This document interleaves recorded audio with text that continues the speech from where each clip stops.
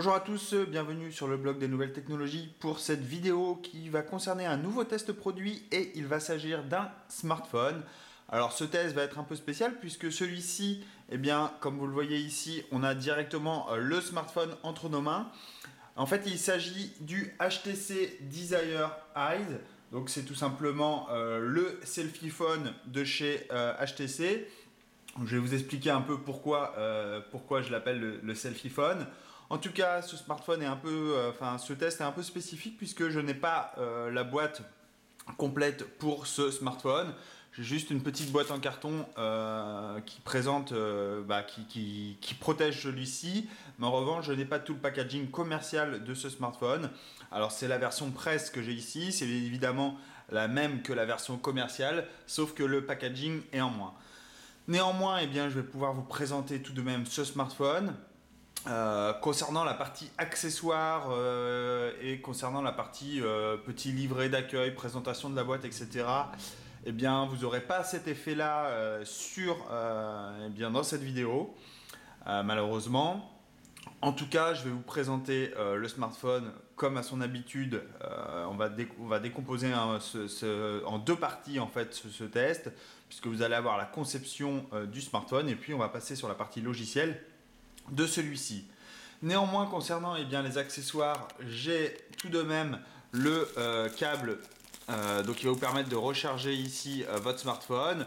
Donc ici, on est, je vais l'ouvrir, hop, ça va être plus simple, voilà. Donc on va retrouver néanmoins le chargeur ici, donc USB, prise murale de ce côté-ci. Et enfin, vous allez avoir évidemment l'autre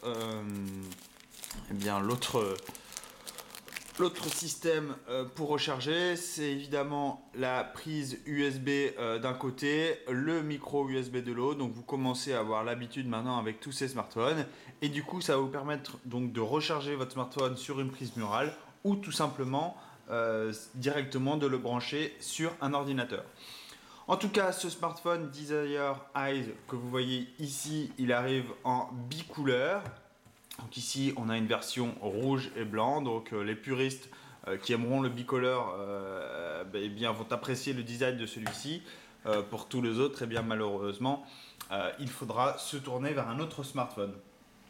En tout cas, cette gamme HTC Desire a un peu évolué au fil des années, puisqu'en 2010, quand elle a été présentée, c'était un peu la gamme phare des smartphones phares de chez HTC. Et puis peu à peu, avec l'arrivée notamment du HTC One, donc la toute première version de cette nouvelle gamme de smartphones, cette gamme de Desire est passée en milieu de gamme. Donc on a retrouvé des smartphones, que ce soit les HTC Desire 800, catégorie 800 ou 600, ont été présentés sous un milieu de gamme et les HTC One ont eu la palme d'or d'être les smartphones, les flagships, comme on les appelle, de cette firme taïwanaise.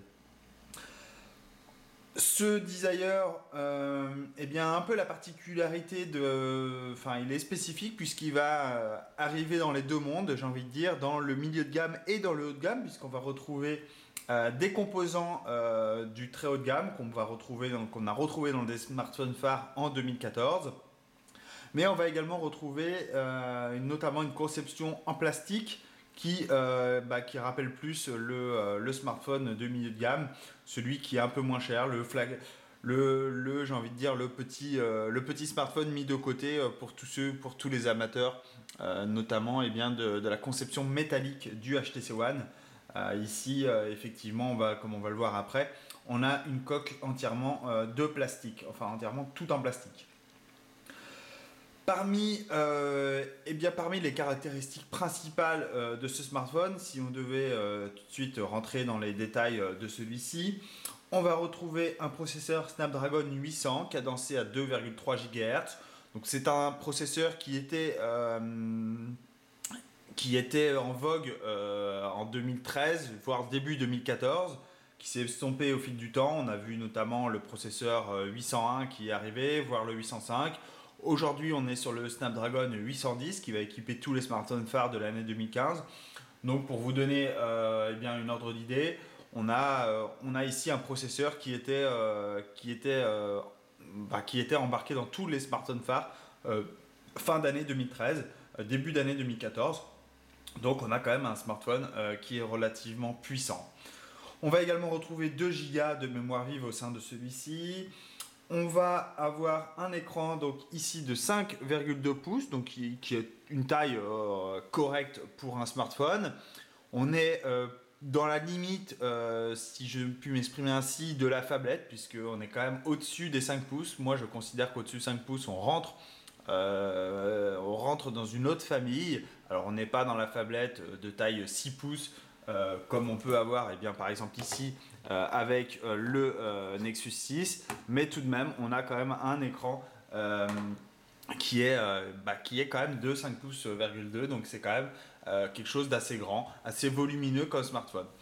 Ça se traduit eh bien, par la taille de celui-ci, puisqu'on va avoir un smartphone qui fait 157,7 mm de haut, une largeur de 73,8 mm, et enfin une épaisseur relativement correcte, puisqu'on va avoir une épaisseur de 8,5 mm.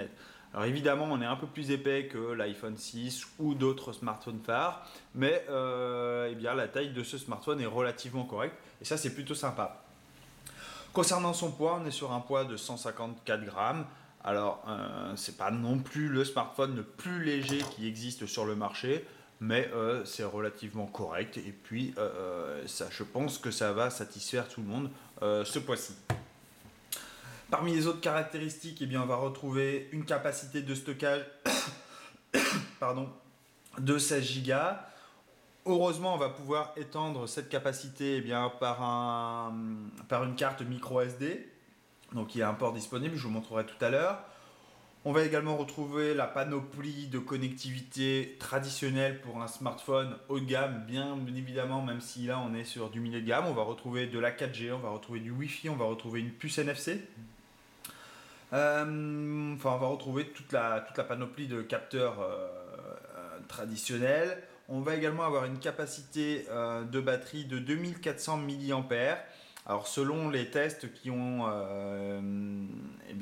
étaient annoncés par le constructeur, on avait 538 heures en autonomie en veille. Alors ça veut pas trop dire grand chose. Sachez en tout cas personnellement que j'ai réussi à tenir plus d'une journée en utilisant constamment, en utilisant abondamment le smartphone. J'ai réussi à tenir plus d'une journée avec celui-ci. Donc pour moi, c'est une très très bonne autonomie. Quand on dépasse la journée, ça devient un smartphone qui est vraiment envisageable, vraiment intéressant. Autre, autre caractéristique que je n'ai pas mentionné, on va retrouver sur la partie logicielle, mais ça j'y reviendrai par la suite, on va retrouver Android 4.4 KitKat, donc qui n'est pas la toute dernière version comme vous pouvez le savoir, puisque maintenant on est passé sur Android 5.0 Lollipop. HTC promet de mettre à jour son smartphone, on ne sait pas encore quand, ça devrait arriver.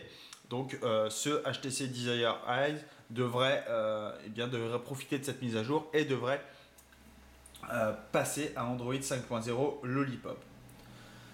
Ce que je n'ai pas mentionné, ce sont deux caractéristiques principales sur ce smartphone. C'est évidemment le capteur photo, puisque là on va avoir quelque chose de pas commun sur ce smartphone, puisque si à l'arrière on va retrouver ici donc un capteur de 13 mégapixels, sachez qu'en façade on va retrouver exactement le même capteur. Donc ça veut dire que vous allez profiter d'un capteur de 13 mégapixels à l'arrière, mais également de 13 mégapixels à l'avant.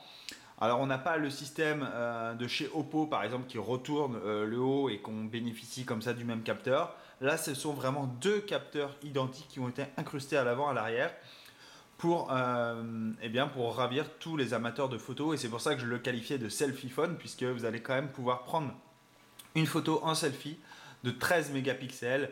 Vous allez pouvoir ravir tous les possesseurs d'un iPhone ou quoi que ce soit. Vous allez les surclasser avec ce smartphone au niveau photo. En tout cas au niveau photo en façade.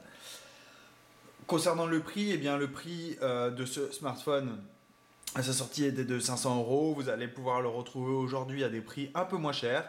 Il suffit de vous balader sur 2-3 sites, vous tapez ça sur votre moteur de recherche préféré et vous allez certainement avoir un petit rabais sur le prix de 500 euros qui était lors de l'annonce de ce smartphone. On va passer un peu à la partie conception, celle qui peut-être vous intéresse le plus que tout mon blabla que je viens de énoncer avec les caractéristiques techniques qui parlent peut-être à pas grand monde. Alors si, comme je l'ai dit tout à l'heure, on est habitué à la coque en aluminium sur le HTC One, et bien là on va retrouver du plastique et du plastique évidemment. On est sur un smartphone, je le rappelle, quitte à me répéter, mais on est sur un smartphone de milieu de gamme, donc c'est tout à fait logique de retrouver un peu de plastique sur tout le smartphone. Malgré cela, eh bien, le smartphone est très agréable en prise en main. L'effet plastique sur la coque arrière est très agréable au toucher. De plus, eh bien, je trouve personnellement que le plastique ne le rend pas moche, si je peux m'exprimer ainsi. En tout cas, il lui donne une fière allure. Personnellement, le côté bicolore, je suis complètement fan. Alors peut-être que certains ne vont pas aimer ce rouge assez flashy. En tout cas, moi, le rouge et blanc, ce sont deux couleurs qui se marient très bien. Et du coup, ça donne une allure vraiment très très chouette au smartphone. Et comme ça, vous allez pouvoir avoir eh bien, un smartphone qui sort un peu de l'ordinaire, j'ai envie de dire, avec ces deux couleurs. Quoi qu'il en soit, eh bien, on va retrouver, comme vous le voyez ici, des courbures sur chaque coin du smartphone. Sinon, on va avoir des côtés qui sont assez abrupts, que ce soit sur les côtés du smartphone et également sur le dessous. Hormis ces côtés qui sont très arrondis, on va avoir quand même un smartphone assez abrupt en prise en main. Une fois qu'il est pris en main, eh bien, vous voyez, on va avoir du mal à accéder eh bien, aux icônes en bas et en haut du smartphone sans faire une gestuelle de descendre le smartphone de la main. Alors ça peut être problématique pour tous ceux qui ont des petites mains et également pour ceux qui ont des grandes mains, puisque vous voyez, si je veux ici utiliser l'icône téléphone et que je veux utiliser la barre de notification en haut, si je veux la dérouler, eh bien avec mon pouce, je ne peux pas. Il faut que je fasse glisser le smartphone dans ma main pour pouvoir y accéder. Ça peut être dangereux, alors sachez que le smartphone ne glisse pas trop, malgré sa texture en plastique. Justement, il tient peut-être mieux en main que le HTC One M8 et sa coque toute métallique. Mais sachez qu'il faudra être prudent pour accéder en fait à la barre du haut. Alors malheureusement, HTC aurait pu gagner de la place, vous voyez, en bas. Peut-être que cette barre noire n'était pas indispensable, sachant que les boutons, eh bien, ils sont juste au-dessus, ils sont entièrement logiciels. Donc peut-être que HTC aurait pu gagner de la place ici en bas. Et du coup, on aurait eu un smartphone plus fin en hauteur et peut-être beaucoup plus maniable en tout cas pour tous ceux qui ont des petites mains. Alors peut-être que cette prouesse technique n'a pas pu être réalisée avec les composants qui sont à l'intérieur. En tout cas, ça aurait été une petite modification très très très appréciable. Néanmoins, eh bien, sur la tranche du dessus, comme vous voyez ici, on va retrouver... Alors, si la mise au point veut bien se faire, on va retrouver ici donc, notre port jack, donc 3.5, donc qui va vous permettre de brancher vos écouteurs ou toute autre source audio. Sur la tranche latérale ici, on va avoir deux boutons, donc évidemment des boutons en plastique. Donc on va voir ici la grande barre, évidemment c'est pour le volume. Le bouton power ici, donc qui va vous permettre d'allumer ou d'éteindre votre smartphone. Et enfin un peu plus bas, on va avoir un autre bouton. De la même manière que les Nokia, les Lumia, vous allez retrouver ce bouton qui va vous permettre de déclencher l'obscurateur photo et du coup, d'une simple pression, eh bien, vous allez pouvoir rentrer en mode photo comme vous voyez ici. Vous allez également retrouver sur la tranche du dessous le port micro USB, donc qui va vous permettre de recharger ou de connecter votre smartphone. Ici, on va avoir un premier micro qui va capturer le son. Et enfin, sur le côté gauche du smartphone, eh bien, on va retrouver non pas deux boutons, mais deux trappes. Donc l'une qui va vous permettre, donc si je l'ouvre, donc l'une qui va vous permettre eh bien, de glisser ici la carte micro SD, donc qui va vous permettre d'augmenter la capacité de stockage du smartphone. Et l'autre trappe juste au-dessus que je ne vais pas retirer puisqu'on a la carte SIM à l'intérieur et ça m'embêterait de la retirer parce qu'il faudrait redémarrer le téléphone. En tout cas, vous allez pouvoir ici insérer votre carte SIM sans aucun problème. Sur la face arrière, eh bien, on va retrouver ici un autre petit trou qui est le second micro, donc pour l'annulation de bruit. Vous allez retrouver ici donc ce capteur photo donc de 13 mégapixels, donc celui que je vous expliquais tout à l'heure. Il va être capable de filmer de la vidéo en Full HD, donc c'est-à-dire en 1080p. Vous allez également avoir ici un double flash, donc qui va permettre d'améliorer les conditions d'éclairage en cas de faible luminosité. Vous allez retrouver le logo HTC à l'arrière et enfin toutes les petites mentions avec notamment le marquage CE pour ce smartphone. À l'avant, eh bien, je vais me répéter, mais on va retrouver notre capteur photo de 13 mégapixels qui permet de filmer en 1080p, donc en Full HD. Maintenant, vous avez compris l'histoire. Vous allez retrouver également le double flash LED pour améliorer la qualité en cas de faible luminosité.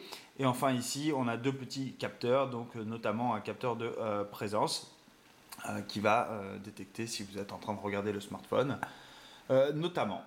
Voilà un peu pour la conception. Et enfin en bas, alors je l'ai mentionné très rapidement tout à l'heure, donc on a ici une barre noire qui indique tout simplement que le smartphone est de HTC. Et enfin on a les boutons qui sont purement logiciels et qui sont incrustés en fait à l'écran. Concernant cet écran, je l'ai dit tout à l'heure mais je me répète, on est sur un écran de 5,2 pouces qui offre une résolution de 1920 x 1080, donc c'est une résolution Full HD. Donc la qualité est plutôt bonne. On va avoir une bonne densité de pixels pour un smartphone de milieu de gamme. Voilà un peu la partie conception. Maintenant, je vais passer sur la partie logiciel. Alors, je vais pas m'attarder, je ne vais pas vous expliquer tout ce qui est Android, mais on va rapidement parcourir celle-ci. Donc, eh bien, cette conception de ce HTC Desire arrive avec Android 4.4 KitKat. Il a évidemment la surcouche traditionnelle de HTC dessus. Vous allez retrouver la version Sense 6.0. Alors il y a une nouvelle version qui est en cours d'élaboration apparemment. Peut-être qu'elle viendra lors d'une prochaine mise à jour. En tout cas ici on a la version 6.0. Donc une fois que vous avez verrouillé votre smartphone, vous vous retrouvez ici sur l'écran d'accueil. Donc je vais essayer de dézoomer, voilà, que vous voyez tout l'écran. Donc on se retrouve ici sur l'écran d'accueil. Vous allez pouvoir naviguer de droite à gauche. Donc vous allez avoir ici Blinkfield. Donc qu'est-ce que Blinkfield? Eh bien c'est tout simplement un mur d'actualité sur votre smartphone. Vous allez pouvoir eh bien, connecter et partager avec toutes les personnes de vos réseaux sociaux. Donc vous allez pouvoir avoir toutes les notifications, enfin toutes les publications de vos amis sur les réseaux sociaux, que ce soit sur Facebook, sur Twitter, et également sur l'actualité. Il suffit de cliquer ici. Ici, on va avoir tout le contenu disponible eh bien, pour, si par exemple je veux, eh bien, je sais pas moi, par exemple je veux la technologie, si je veux m'abonner à n'importe quel blog, par exemple si on veut Corben et on veut nos amis de Big Geek, donc si je veux tout le contenu de Big Geek et de Corben, je les coche. Automatiquement, ici, mon Blinkfeed va se mettre à jour. Et ensuite, je vais avoir des articles, comme vous pouvez le voir ici, qui viennent directement des deux cibles que j'ai mentionnées, donc de Big Geek, mais également de Corben s'il a publié des articles. Donc là, il n'en a pas publié, donc j'en ai pas. Mais en tout cas, sachez qu'on aurait également les articles de Corben qui seraient sur cette vue. Si vous connectez votre réseau social préféré, que ce soit Facebook, Twitter, eh bien vous allez retrouver la même présentation avec ici, mélangé au travers des articles, vous allez avoir également les publications de vos amis. On a également l'icône d'application donc qui va vous permettre eh bien, d'accéder à toutes les applications. Donc contrairement à du Android pur, eh bien, ici on défile de bas en haut et non de gauche à droite, mais sinon ça revient au même. Vous allez pouvoir gérer la personnalisation de comment sont affichées vos icônes par ordre alphabétique, par les plus récentes ajoutées, etc. Vous allez évidemment retrouver, comme vous pouvez le voir ici, toute la suite d'applications de chez Google, que ce soit Gmail, Hangout, Google+, et j'en passe et des meilleurs. Vous allez également avoir d'autres outils intégrés au sein du smartphone qui viennent directement de HTC. Nous allons notamment retrouver un dictaphone, un menu des parents, donc ça va vous permettre de partager de prêter votre smartphone à vos enfants et que lui-même soit dans un univers que vous contrôlez totalement, que ce soit en termes d'application mais également en termes d'accès à certaines données. Vous allez pouvoir réaliser un backup du smartphone. Vous allez pouvoir ajouter un widget sur la météo, etc., etc. Vous allez avoir des outils, d'autres outils comme le HTC Dot View. Donc ça, si vous avez une couverture sur le smartphone, vous allez pouvoir le mettre dessus. Voilà, vous avez l'interface HTC Zoe. Donc qu'est-ce que c'est Zoe? Eh bien, c'est tout simplement une application qui va vous permettre de gérer vos photos et vos vidéos. En fait, ils vont mélanger un peu tout le contenu de vos amis et comme ça, vous allez avoir en fait un mur de photos qui viennent de tout horizon.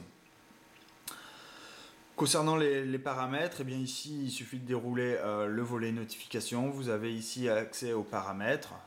J'étais un peu vite, mais ici on a accès aux paramètres rapides, donc que ce soit le Wi-Fi, la rotation de l'écran, le Bluetooth, etc. Vous allez pouvoir mettre tout ça très très rapidement d'une seule touche. Accéder aux paramètres, eh bien, vous allez pouvoir gérer les paramètres sans filer le réseau personnel, donc vous allez pouvoir gérer plusieurs petites choses comme la gestion de vos comptes, l'affichage et les gestes, où là vous allez pouvoir gérer la rotation de l'écran, les notifications, etc. Les sons, les appels, les applications, la mémoire, l'alimentation. Donc là, l'alimentation, vous pouvez voir que la batterie est à 91%. Vous pouvez voir, vous avez un mode économie d'énergie, également un mode éco extrême d'énergie. Donc ça, c'est quand vous avez vraiment plus de batterie. Vous pouvez rentrer dans ce mode-là et automatiquement, le smartphone va vous autoriser qu'à des applications très très spécifiques. Donc là, je suis passé en mode éco. Vous voyez, déjà, on n'a plus de couleurs, quasi plus de couleurs. Les icônes, on n'a que les icônes principaux, c'est-à-dire le téléphone, le message, le mail, l'agenda, calculatrice, et c'est tout. C'est marqué également ici, vous voyez, on a le petit logo économie d'énergie. Donc on utilise la batterie au maximum. Enfin, on économise la batterie au maximum. Vous pouvez quitter et revenir dans le mode très facilement, comme ceci. Ensuite, concernant les autres paramètres, on va voir la langue et l'alimentation. Dans à propos, vous allez avoir tout ce que je vous ai raconté tout à l'heure. Donc on est bien sur le HTC Desire. On a également sur les informations logicielles, donc Android 4.4.4 KitKat, la version de HTC Sense, le numéro du logiciel, etc. etc. Concernant la partie photo, peut-être le plus important sur ce smartphone, puisque je le rappelle, mais on a quand même une caméra frontale de 13 mégapixels, donc ça, ce n'est pas donné à tous les smartphones. Donc on va retrouver une application traditionnelle du côté de chez HTC, si je peux dire, puisqu'on va ici, on va retrouver en bas toutes les pré-réglages possibles sur le capteur. Vous allez pouvoir mettre des filtres sur vos photos, vous allez pouvoir mettre une distorsion également sur les clichés que vous allez prendre.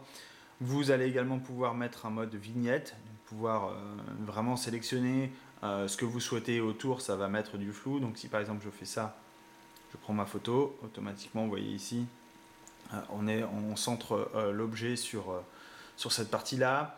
Vous allez également avoir un filtre point, mono, du country, donc c'est un peu du sépia, du vintage chaud, du vintage froid, niveau de gris, le sépia ici, il est là, le négatif, enfin voilà. Vous allez comme ça pouvoir vous amuser avec le capteur. Vous allez également pouvoir gérer la profondeur de champ. Donc là par exemple la profondeur de champ, j'ai photographié cet objet, j'ai dit que c'était lui le plus important. Donc, en prenant la photo, vous allez voir, donc je ne sais pas si vous le voyez bien, mais ici, donc mon objet, vous voyez, est très très net. Et à côté, en revanche, les sujets derrière, ils sont plutôt flous. Le rendu, et on le voit mieux en fait de visuel sur l'appareil qu'à la caméra. Mais croyez-moi, ça marche plutôt bien. Je pense que si je le rapproche, ça devrait être encore plus impressionnant.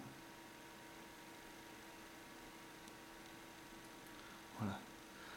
Donc là, vous devriez voir, vous voyez le personnage est très net et à l'arrière, les sujets sont un peu flous. Donc effectivement, on ne voit pas bien la caméra, mais je vous montrerai les photos dans l'article. Vous verrez, ça marche plutôt bien. Vous allez également accéder à différents paramètres comme le ratio de l'image. Vous allez pouvoir choisir le retardateur, la résolution, la qualité de la vidéo.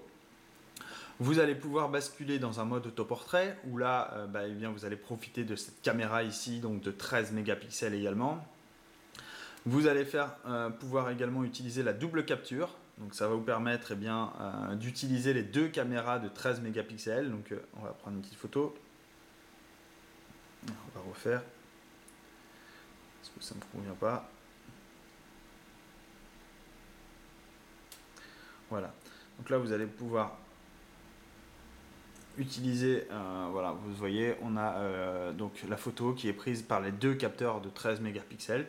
Donc le rendu est vraiment très très bon évidemment puisqu'on est quand même sur un capteur de 13 mégapixels. Vous allez pouvoir passer en d'autres modes, donc le mode photomaton et enfin le mode panoramique à 360. Donc le mode photomaton.